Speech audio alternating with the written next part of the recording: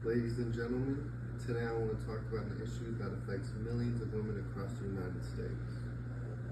The right to safe, legal, and accessible abortion.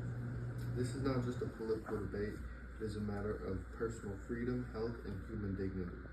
When we talk about abortion, we're talking about women's lives, their safety, their mental well-being, and their right to make decisions about their own bodies. To understand what is at stake, I want you to picture something with me. Imagine being a 14-year-old girl who was sexually assaulted by someone she trusted. Now imagine being forced to carry that pregnancy to term, reliving the trauma every single day. This scenario is not hypothetical. It reflects reality many young survivors face in states where abortion access is restricted.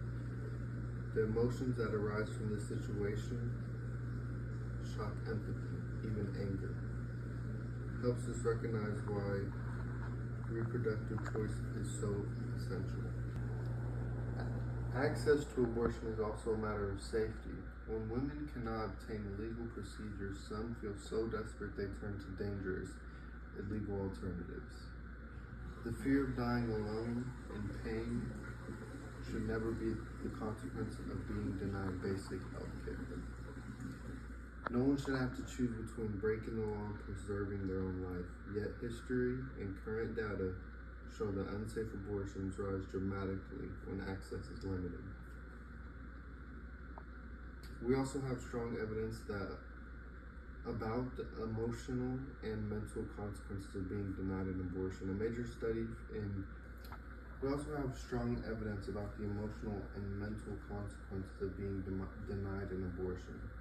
A major study published in JAMA Psychiatry by Biggs, Upadhyay, McCulloch, and Foster in 2017 followed women for 5 years. It found that those who were denied abortions experienced significantly higher levels of psychological distress, anxiety, and reduced life satisfaction. In other words, women do not simply move on after being denied the right to control their own pregnancy. Many carry emotional pain for years.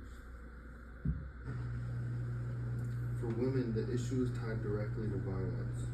Research published in the Lancet by Willis and Levy in 2012 highlights how sexual assaults and intimate partner violence dramatically increases women's health risks, including vulnerability to HIV. For survivors of rape and abuse, reproductive anatomy, including the option to have an abortion, is not just medically right, but it's a critical part of reclaiming control over their lives. To understand the broader landscape, the Guttmacher Institute in 2022 provides updated data showing abortion access varies widely across the United States, with the strictest policies also tend to have the higher rates of unsafe abortions, greater maternal health risk, and the most significant barriers to reproductive health care. These restrictions disproportionately impact low-income women, young women, and women of color, individuals who have already faced systematic inequalities. So when we talk about the right to an abortion, we're not arguing about abstract ideas. We're talking about very real consequences, trauma that is intensified, lives that are endangered, and mental health that is compromised. A woman who is denied an abortion doesn't just face physical risk. She may live with emotional pain, regret, depression for years, haunted by a decision she never got to make. Ultimately, supporting the right to an abortion is supporting compassion, autonomy, safety, equality. It is about trusting women to make decisions about their own health, their own futures, and it is about ensuring that no woman is ever forced into motherhood by circumstances, violence, or government policy. Thank you.